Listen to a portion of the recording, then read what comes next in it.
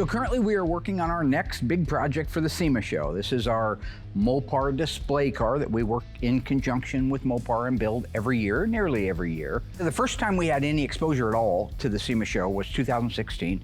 Mopar reached out to us, and I don't even remember how they got hold of us, but they were introducing their new controller unit, which allowed you to take their 392 crate engine and literally put it in anything you want. You wouldn't have to put it in a Mopar, you could put it in a bathtub and it would run with this thing. It was literally designed to be plug and play, easy use.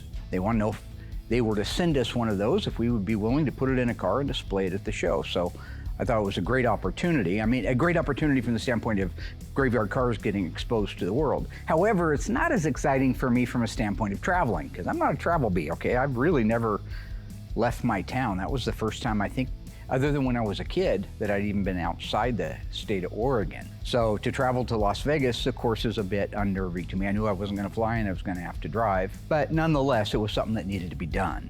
You know, I'm often asked why it is I didn't get out and travel and do more things, and I think a lot of it just has to do with I was kind of pigeonholed into a situation where we were poor. I didn't have anything. I had a tumor in my foot. I was colorblind. I had Osgood-Schlatter in my left knee. I think I've mentioned that to everybody before. A very small bedroom, 10 by 10, just a little bitty thing. If you wanted to change your mind, you had to go outside the room. That's how small it was. I mean, I had a rough time. The car that we ended up deciding we would use for this was a 1971 Plymouth Barracuda that I had been dragging around with me for many, many years, waiting for an opportunity, and this was the opportunity. We decided that we would make that car FJ6 Sassy Grass Green. We went with the 392. They supplied us with 392 in the controller. We put a 6-speed Tremec TTI exhaust on it. Ron from Magnum Force, first time I ever met him, came up and helped us put in his Magnum Force coilover transformer suspension. We put a Moser Dana rear end underneath it. It was just a really, really great looking car. And we since then, of course, we've evolved a lot about the kind of provisions that we put into a car when it's getting that kind of stuff. But back then it was kind of trial and error. But in the end, that car came out just absolutely beautiful. Now in 2017, Mopar wanted to introduce their Hellcat, the Hellcat 707 horsepower engine with their new controller. What we did have was a Superbird tribute car that we were building for a gentleman on the East Coast that commissioned us to do it. It was going to be a 446 barrel. In fact, at the time that we made this decision to put the Hellcat engine in it, it already had a 446 barrel in it. We were past the drivetrain. We were ready to put the rest of the car together. I called the guy, he says, yeah, why not, let's do it. So that's why that car got elected. It was 2/3 done. Since we only had 3 months to finish it, that was perfect timing. And Ryan, at the time, my body man, did a phenomenal job on the car. It came out just beautifully, took his time, did an excellent job. Painted it limelight green, that was the color of that car. For the Roadrunner body, we converted it using a Ted Janik Superbird conversion kit, so the nose, the wing, all the pieces that go with it. We put the Hellcat with the controller in it, with a 6-speed Silver Sport, again, the TTI headers and the motion, all that stuff in it. It came out absolutely beautiful. It was a hit at the show, a huge hit at the show. We were actually featured on the red carpet, which is an invite only. So for me, all of the SEMA shows, that was probably my favorite. I was named the brand ambassador by Mopar for Mopar. And while that's not the biggest deal in the world, I try to play it down. A lot of people are talking about it out there. So picture this, it's 2017. We just come back from SEMA and we're kind of brainstorming, what do we want to do? You're kind of thinking like iconic Mopars, you know, what could that be? So I tell Mark, let's do a Little Red Wagon. I think I worked 90 days straight trying to get my part done. And then once my part was done, I took it over to assembly and then went over there and helped. And at that point, because it's a one-off build, putting it together went, I think, fairly quickly. We had some setbacks. Mark's mock-up wasn't really a mock-up, but it went together, record time, got it to SEMA. So the A100 looks so awesome. We had a custom stand made that held it like it was doing a wheel stand the whole time. So overall, 2018 SEMA show was a big success. Now, while it's always hard for me to choose a particular favorite when it comes to the SEMA cars, because I really did love them all. They were all great experiences. Christine, you know, what can you say? I had that epiphany, you know, on the way back from the SEMA show when they presented me with the engine and said, we're going to give you this engine, but you got to put it in a car. I had the idea, how about putting a Hellaphant, the world's most evil high horsepower factory engine ever built, in the most evil car in the world, which is Christine, the 1958 Plymouth Fury. There were a lot of challenges because the Hellaphant was a much different setup than even the Hellcat was when we put them together. A different special controller that went with it, different interstructure pieces that had to be done, and the fact that we had never done a 58 Fury before. So that car was rotten on the bottom half. We had to put a whole floor in it, meaning that we cut the bottom off of another complete car and welded it to the bottom of this car. It wasn't just the bottom of the rockers or the bottom of the quarters. It was everything had to be replaced on it. So we spent so much time getting the body work done and the metal and the paint and the interior that we were literally working around the clock until midnight. Me and Doug and his son Eli, we were here till midnight the night before it left, and we finally gave up putting the windows in it because we got down to putting the vent glass, the vent windows in, and we just ran out of steam. So that's why when you see that car down at the SEMA show, it didn't have glass in the front. That's exactly why. So at the end, I would say that probably was my favorite car, although I still love the Little Red Wagon. Christine was just a one-off classic, and there's nothing like it in the world. Now, we did end up having a car at the 2021 show. However, I wasn't able to be there in person, but we had the commitment to Mopar, so we had to have something there. We ended up deciding to send Mr. Martinez, beautiful little 1970 Roadrunner, 392 Hemi crate engine that we did a couple years ago with a 6-speed Tremec transmission, Dana 60 rear. That car was a really big hit. Even though it was a bit of a scaled down show because of the post-COVID fallout, the car did really well, and Mr. Martinez had a ball showing off his pride and joy. But all of that brings us up to where we are now, which is the 2022 SEMA show. And we have an awesome car that we're preparing for this. I'm excited to get down to the show and see my friends that I haven't seen in almost 3 years. You know, Mopar ended up kind of adopting me and I adopted them. And so we have some really good friends that it's gonna be nice to circle back around with. I can tell you why my dad likes SEMA. And it's not for any of the reasons he mentioned. It's because, for one, everybody's telling him how great he is. It's like he's a celebrity. Everywhere he goes, people know who he is, people know his name. So he can't get enough of that. I mean, it just winds him up even more. And the second reason why my dad likes SEMA is all the girls. Okay, all the paid models that are standing at the booth to take pictures with people, he thinks that they like him. I wanna be clear here.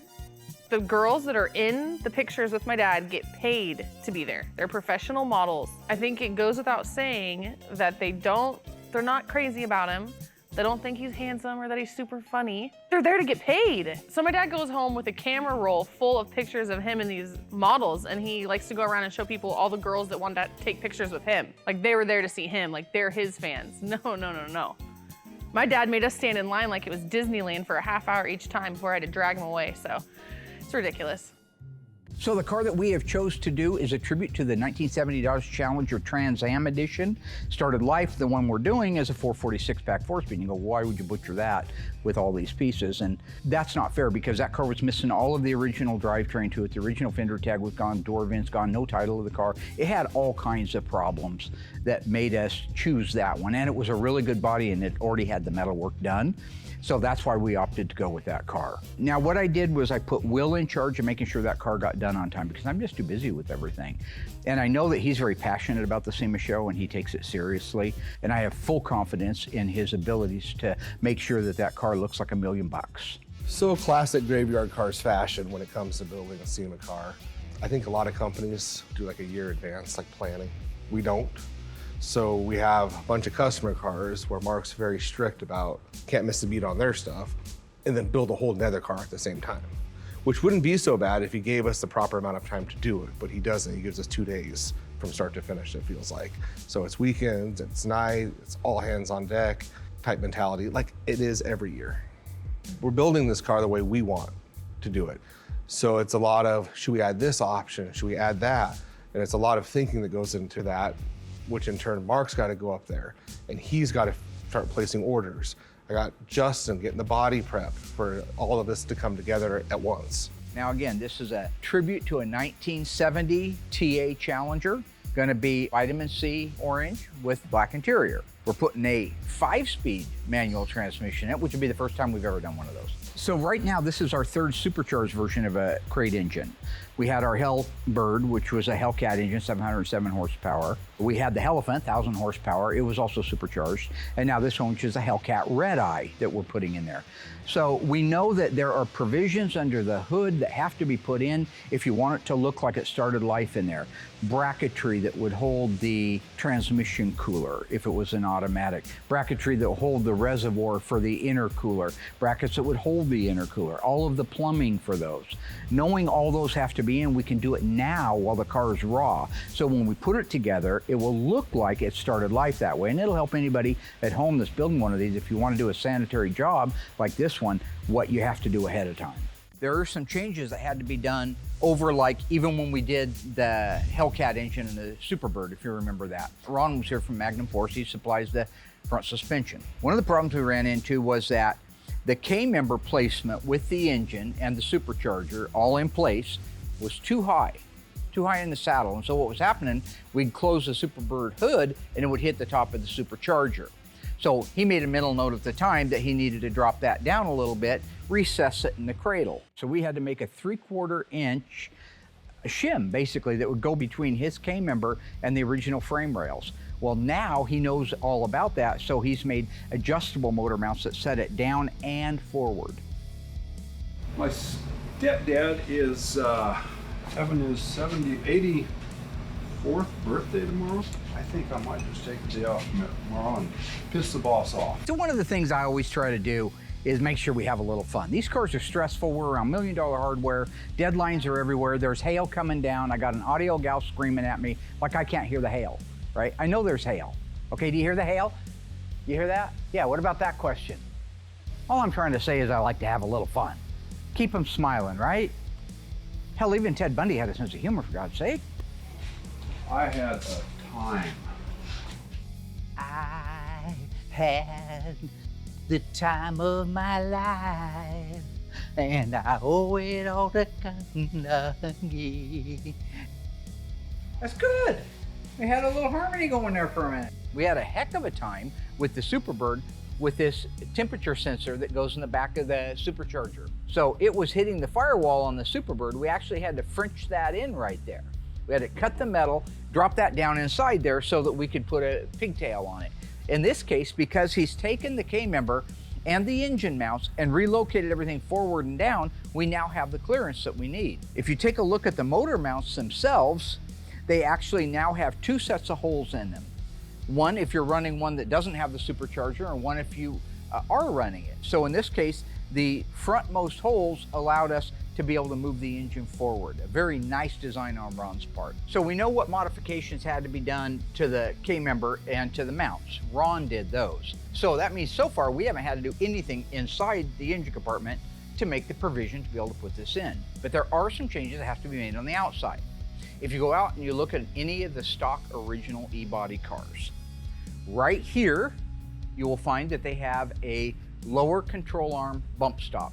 Something that takes that lower control arm and the wedged piece rubber that goes on the control arm, and it comes up and it keeps it from traveling too far, hitting that bump stop. We don't need that with his type of suspension because it's a lower A-arm. It's no longer that singular arm. It's a lower A-arm. It's a tubular, fully adjustable upper control arm. So that isn't needed, so we had to remove that.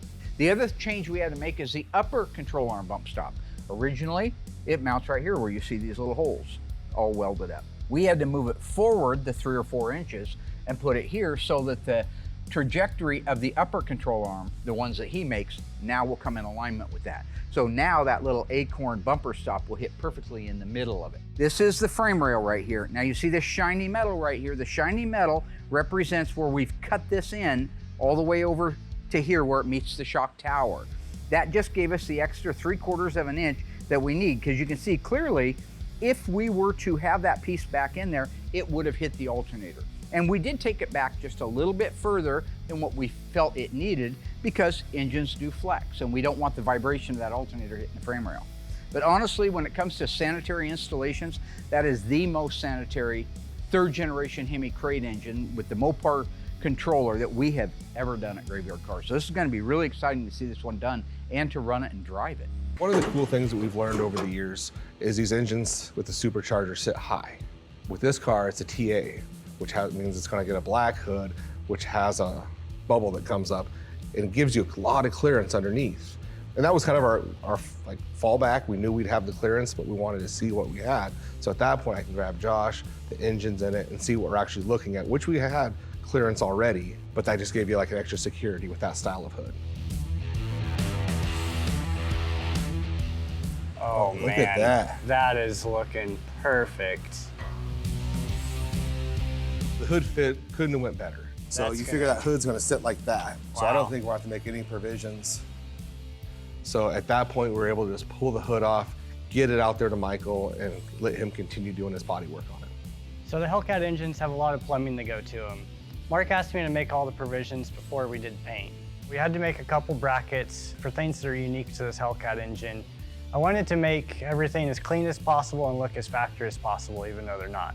We had to build mounting brackets for the supercharger coolant reservoir, and also had to drill a couple holes for all the lines that go to it. We also had to create some brackets for the supercharger coolant radiator, and also some brackets for the water pump for that system as well. Cool things about this car is Mark told me I could paint whatever color I wanted, and that's what's shocking. So if everyone at home knows me, first thing we're gonna do is we're gonna go pink. But pink was the only color I couldn't do because it's too limited of a market to sell the car. So that sucked. So then I went, oh, red. Red makes sense. Everybody here loved the idea. Then I slept on it and realized our last two SEMA builds were red. So I don't want to do a third red one. So then I started thinking, what color have I not painted yet on the outside of a car? And I have not done Go Mango. Sprayed it out, sprayed a few pieces, get a good look at it, and actually went around and showed the other guys here at the shop to see what they thought. And everybody just hands down loved the color. So we went with it and was 100% the right choice. With this car, it is a metallic, and the metallic's different than Hemi Orange. And these colors, while may seem similar, they're not at all. And the metallic is very prominent in the orange. You can just see it plain as day. I could have panel painted it, but we went ahead and went with base clear. Once I cleared this thing, it popped, the metallic did. Because it is a fine metallic, I was still able to panel paint it. I didn't have to paint it together. So that was still nice, and the car is just absolutely amazing color. You know, I love PPGs. Their products were meant for these cars originally, and it still holds true now. And even spraying this car out in single stage, because some of it is single stage, you can't tell the difference. It looks just as good as the base coat, clear coat version. So on the underside of this car, we treat it like the rest of them. We don't get underneath there and just load it with undercoating. We put a nice coat on there so you can actually visually see, you know, are there any dents you missed? Was stuff not welded in properly? We don't hide anything with our undercoating, so we're very proud to get underneath there and say, man, that's a nice thin coat and the car's very clean. I don't know how many years we're gonna go to SEMA and how many builds you got. This is the first one that Brody's been part of since he's been here. So it was super important to me that I could get him doing some sort of color, doing something. So he did a lot of the jam work on this car, because you don't know if we're doing it next year. So at least if this was our last SEMA build, I can say, you know what, I did this car, and Brody had a huge part in doing it also. Oh, then there's Anthony. Anthony's my new helper. Now, when it comes to the cut and buffing, we've had a few changes over the years. The guy that's doing it for us now does a phenomenal job. He's got a lot of experience at it. He loves doing it, which not a lot of guys love doing it. I didn't want to hire him. We did, anyways. I've been here about 6 months, and I've been doing all the cutting and buffing, but I've also been doing a lot of the prepping to getting cars ready for paint. On this car, I jumped a lot, buffing to prepping to get this car done to reach the deadline. He's like 10 feet tall. He walks like Frankenstein. He has eyebrows like the Wolfman, but then puts lines in him like Vanilla Ice. A lot of different things you're throwing at me with this guy, but does a good job. So he's weird. I don't know what his name is. I call him Count Chocula, because to me, he just looked exactly like the character from the cereal, which I happen to have loved as a kid. So I just call him Count, or I call him Chalk, or something like that when I'm walking through. I think he kind of likes it. I asked my mom if she thought I looked like Count Chocula, but she said no. Well, I'll tell you what, Mrs. Chocula, I will buy you a box of Count Chocula, and you can just stare at it. You know how you did as a kid? You'd eat your cereal and you'd read the back of the box? You can do that, and have us picture your kid sitting there, right next to the box. Because I'll tell you this, you'll never see my Count Chocula and the real Count Chocula together at the same time, and there's a reason for that. And then he's going to San Francisco with my son, so I don't know what that's about. But yeah, he had a huge part in this car. He did the cut and buff work on it. And honestly, the car came out amazing. He knew the level it had to look. He did it. And he's pretty well that way on every car, you know, but both my helpers really knocked it out the park on this car.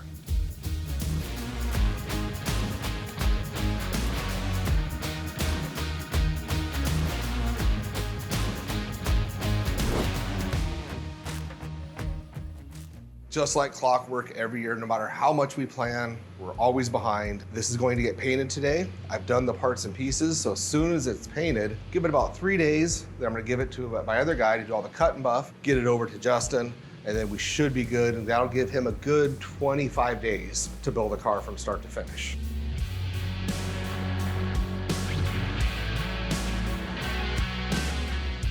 First time I've ever sprayed vitamin C. Mark gave me almost free reign to paint it whatever color I wanted. So it's the first time spraying it. I'm super excited.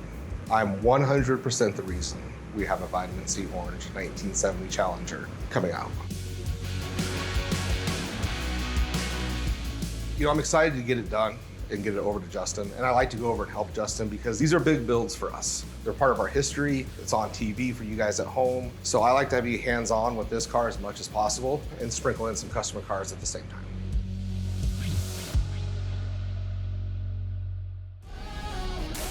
So one of the things that's changed here at Graveyard Carz is our main shop that we've been sharing some stuff with you that does our upholstery work. Stan's Upholstery is finally shutting down. Of course, as soon as we get a good shop and we start using them, he wants to retire. So the owner retired, closed his shop down. The nice thing is I had a conversation with his 35-year-long employee, Marty, who does all the work when we send it over there, and offered him a job. And he took that job. So we now have our own in-house upholstery guy to do our tops, headliners, all of our seats, trim panels if we need to. So I mean, that was really a blessing. Let's do the do.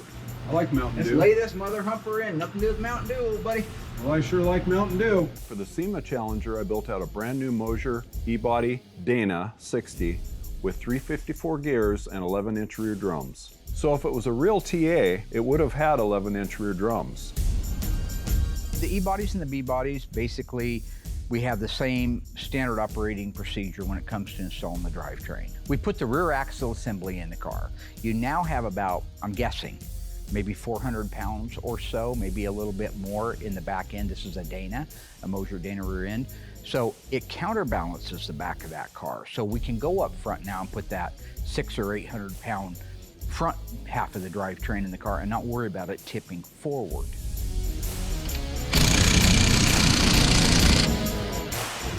Tray cam? Say cut.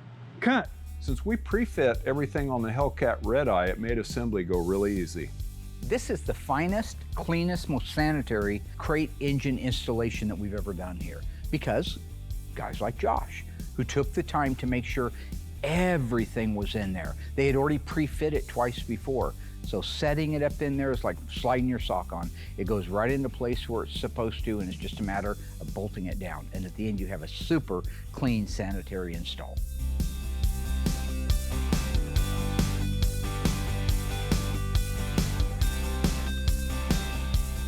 So even though I couldn't pitch in with this build because I was off having tiny Trey, I'm still really proud of the team that my dad's put together here at Graveyard Carz. Back at the beginning, it was just Will and my dad, and they did everything.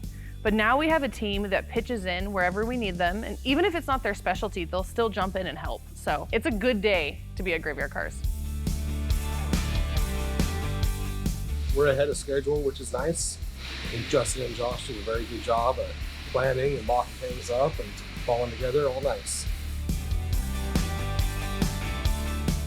Man, Brody, this is looking really good. It's definitely nice to be able to work on them like I have been. You did really good prepping this thing. Thank you. All right, I have a different way of teaching. I'll admit that. I do very much believe beating somebody down to where they're just hopeless and have no reason to even come to work, and then building them up from there. You can't have a rainbow if you're not willing to put up with a little bit of rain, right? You know who said that? Dolly Parton. All right, there we go. She turned out pretty smooth.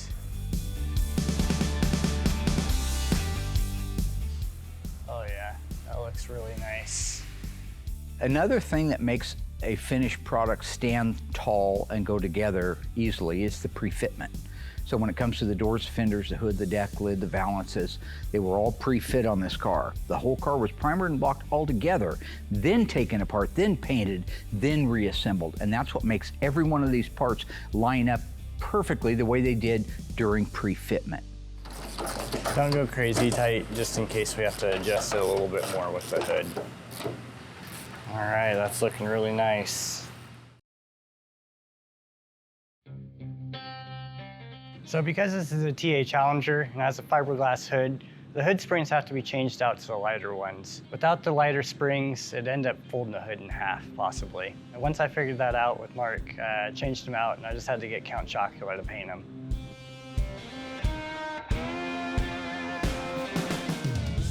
On our hood, we want to keep it just like factory. The underside's unfinished. I used PPG, it's flat black, sprayed that on the jams, flipped it over, and did the top of it, dried, looks amazing. Then we put it on the car, and that was like the final piece that car really needed. So between the stripes and that hood, it looked amazing. It's hard because I don't like the way the hood looks underneath because it's unfinished. But that's the way factory is. And we have done such a good job of knocking these lids out, it's a shame.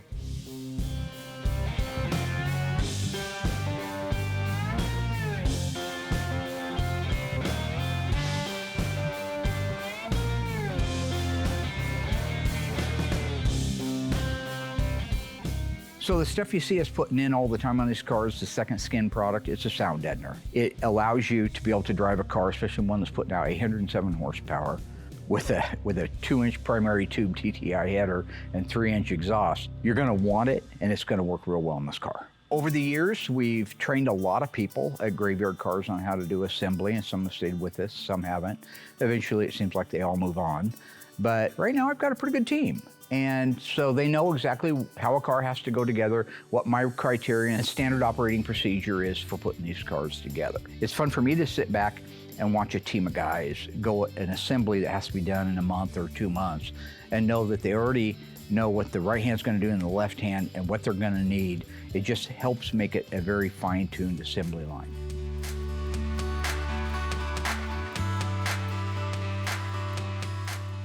So the TA Challenger has some of the coolest graphics in the world. I just absolutely love them. Now the trick with these graphics is it stops on the quarter panel, okay? So you have to put the door on first, get it exactly where you want in space, then you would put the quarter on, then you would put the fender on. That means you have to lay everything out ahead of time. We lay it out, we put a piece of tape at certain points, and we put a mark on the outside lining of the decal to match up and correspond with the actual tape that we have on the car. So when we do have the solution on it and time is of the essence and we gotta move fast, we can just take that decal, wet it down, put it in place, move it side to side, up, down, line it up, and nail it down.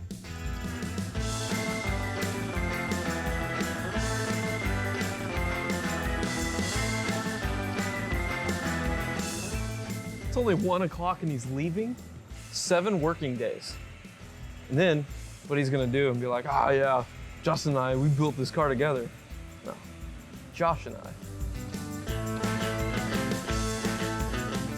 Once you have the center nailed down, which is your door, you can move on. You can go to the quarter panel, get that thing lined up, make sure the trajectory is the same as it was when you laid out your stripes earlier. And then from there, you can move to the fender. Then when you stand back and you look, you have a very even, flat trajectory throughout the stripe, and it looks the way the factory did. Probably more caution even than the factory had. We had these custom made by our friends down at Phoenix Graphics. We had the 340 and the 6-pack replaced with the 6.2 red eye, which is just a really cool touch to it. Keeps it all in the spirit of 70 TA Challenger. So when you add those to the TA, I think it speeds the car up. I think it gives it a forward rake look, and I think it's just one of the best graphics in the world. All right, first thing on this particular system that we're gonna have to put in is our megaphone exhaust. We're gonna start on the driver's side. Yep. That's super cool, isn't it? I love it. Mopar It's came awesome. up with that. So the last thing we had to do before we could do an initial fire up of the car and just make sure that all systems are go, because keep in mind, we've never ran this engine before, it's brand new. we have to install the exhaust system. So this will actually go into the mounting bracket, which is up here into the car. And I'll show you once we get it all put together how that goes. But this slides into a piece of rubber that is encapsulated in steel, so that when this goes into position, it comes out like that. All right, so this will go up in here and it goes from the back forward. Yep. Great. Okay, so you want to put your side in over there? Yeah. Normally we start at the very front and we work our way to the back, but in this particular case, because of the way this exhaust is built and the trajectory of everything, we want to get those hung into place. So with those two hanging in place, I think the next thing is going to be the muffler, correct? Yep. All right. Okay, so now it's time for the muffler. Now this is cool. You'll see it's got this big band around the back of it here, and it's got the hanger, but you'll also notice that on the back of this muffler, there's no outlet. Like a normal muffler would come in through the front and go out through the back. This doesn't, because it has to make a U-turn. So it's actually going to come in here and go out here into the exhaust tip itself. It's a very, very unique muffler. So here might be a two-guy job to hold. I'll hold the front maybe while you set that. Yeah. Guide the tip in. Okay, go. So Should kind of hang on its own. that'll just hang for there now, like yep. that. So let's do the other side.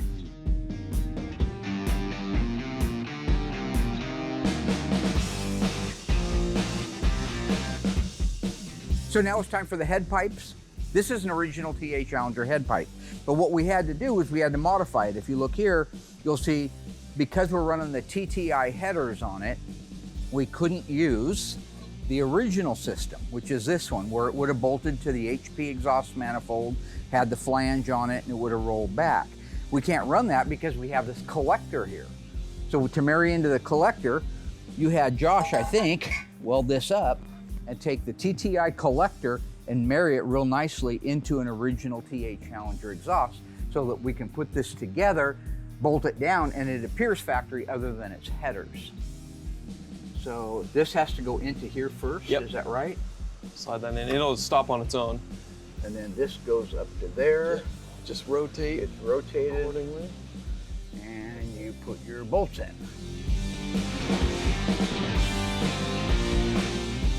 Okay, we'll do the passenger side. This one slides in first, like that, and then this gets rotated up like that right there. Yeah. Okay. Mary, Yolanda, Lisa, Alice. Hey, Nadine. Hey, Will. Hey, buddy. I didn't know, you must not have heard me. You got a second, old tiger? You can come here. I need you down here. So, you know, Mark and Justin are hanging the exhaust on this thing. And I had made eye contact with Mark, and at that point he calls me over, which, I mean, he is my boss. So I should go over, but still I'm reluctant to go over. But then it goes back to where he's the boss, so I have to go over. Come on in here, don't be afraid. We're just putting an exhaust system on. I was wondering if you have any idea why the spoiler wouldn't be done for this car, because we were gonna put it on in the stripes today. Because it came damaged, so we had to repair it and prime it. 3 weeks ago, it came in damaged. My friend Oh. Dante gave me a good deal Came on in it. Friday. Today's Wednesday. Friday 3 weeks ago. Huh. No, it really was. You're right. Yeah, no, I have a tracking. Yeah, well, you're you right. can go to that, you're right, and then give up thing. It's funny, isn't fun. it? No, it isn't. No, it isn't fun. It works pretty good. It's so foolish. great. It's childish. No, I'm agreeing, you're right. Okay, so I would like to address this "you're right" thing. It's one of my pet peeves is these simpletons like Will and the rest of the team, they'll come up with something they think is so clever. If you remember back in the early days, Darren, my nemesis, he didn't even come up with "you are," I came up with it, but he loved it. So every time you'd insult him, he'd say "you are," and he got a whole following on Facebook. They all just wake up in the morning, "you are," no, "you are." That is so sophomoric. It's mentally irregular to go down that road. Are you done? You are. Say "you are" again and see what happens. You are. But we're When I'm done with it, it's gonna need a salvage title. Maybe I'm done with you. You'll need a salvage title. You are. Did you recognize You the other? are. It's mentally irregular. It's not right. Like when Rocky said to Paul, don't get mentally irregular. That's what he's talking about. That's a textbook example of mentally irregular. You are, you're right. It's simple little catchphrases that they think are so damn funny. The worst part, the most offensive part to the listener, you know they think they shut you down. Do you know how annoying that is? It's sick. My humor has a lot more intellect behind it than you are, and you're right. So you guys have come up with you're right? Actually, hey, wait a minute. Actually, Heather started it because I'd argue something with her, then she'd be like, fine, you're right. And then I used it on Justin, and then he hated it, and now he uses it. No, I just say you're right because it stops. No, it doesn't stop. It should stop the No, conversation. until you actually truthfully admit that I'm right. Mark, you're right. No, that's right. You wouldn't pass the polygraph right now. You're just playing like I'm right, but you know I'm right. I can show you the shipping and receiving. Yeah, I said you're right. Yeah. No, but you don't believe I'm right. And you still got away from the question by deflecting, why isn't it painted? Because I just got it Friday. Let's say it came in Friday. This guy's been working around the clock to get the car done in time for SEMA. Yeah. What was that? What have you been doing? Allergies. You want to come adjust this piece again? Make it fell look out. like you were working on the car and send me pictures while can I'm you do gone? that? Yeah. Nice try there, bud. I just wonder if I could get that sometime today, maybe by the end of the day, so No, we can put it on. I just primed. All right, so I'm gonna let the president of SEMA know we may be a couple of days late so you can get home and do some social media posts. You're right. Yep, get home immediately. Hey, Layla, yeah, forget all that. I wanna get a social media, get up here, and smile, you little freak. Why don't you take pictures of when she crapped her pants and filled the diaper? This is real. You're just living a fake life and makes people upset. My social media, I don't do anything negative. That's just not for me. I like to do happy posts and happy things and my daughter. And Mark says, so he wants me to post pictures of Layla covered in. He told me next time Heather and I are fighting, I need to post that. I'm like, well, we don't fight. Well, he called me a liar. Show the downside. Don't always just show the upside. Show the downside. Justin, I'll get you the spoiler as soon as possible, bud. Appreciate it. My problem with the Facebook stuff and all these posts about how great life is, it's fake news and it's not healthy for somebody who's having difficulty in their relationship or difficulty in their life. Show the real world. Show the kid's diaper full, the kid's sick. He wrote red rum on the wall in the bathroom, right? Show the picture of your wife breaking your favorite dish or your favorite mug. That's America. That's the Norman Rockwell that we all grown to love and cherish and nurture and hold tight to ourselves. That's what I want to see on Facebook. Okay. I don't even know. Got the exhaust system setting in place. All we got to do now is tighten it down. Then can we start it after that at least? Yes, Can we at least do that? We definitely can. I want to hear the exhaust. We're going to tighten it down and then we can hear the exhaust. Oil is full, I checked it. Antifreeze is full. You bumped it to make sure it would fire earlier, but we haven't ran it with this exhaust. So to me, one of the most dramatic moments in a build is the fire up of the engine. Now, when it comes to our other engines, our standard replacement engine, 383, 340, 318, 440 Hemis, we've already ran the engine. Okay, we already know that it runs. It's just a matter of, is it getting fuel from the tank up to the front? Has it got spark? Has it got power to the coil? But when it comes to these, there's a lot more nail biting involved. If you look at the number of wires that had to be extended, because we wanted to put the computer, the CPU, everything inside the car, nice and sanitary. We built a place on the back of the glove box for it. We had to extend all the wires. So that's a lot of soldering. That's maybe 50 to 100 wires. Maybe one of them didn't get a good bite, a good connection. There are a lot of things. Maybe the fuel isn't delivering from the tank all the way to the front. This is all kind of brand new prototype stuff. So there is a lot of excitement and I guess attention to all the detail when it comes to firing one of these engines up because it needs to run.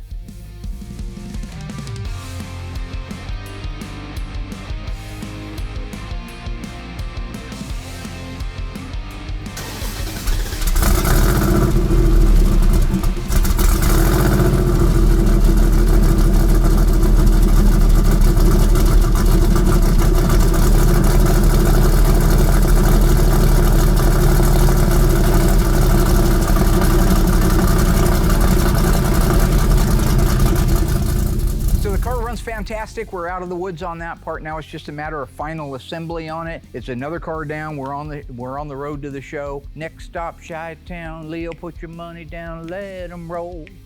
One more for the road. Oh, Candida.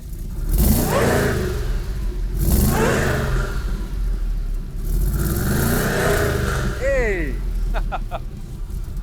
That's gonna be one wicked mamma jamma. That sounds good. Good job. Sweet. Hello ghouls, Mark Warman here, the Ice Tray from Graveyard Carz. If you enjoyed this video, be sure to like it, drop a comment down below, and subscribe to our channel. We have fantastic stuff coming up, and some of it you've never seen before. I gotta go insult people. Hey Alice!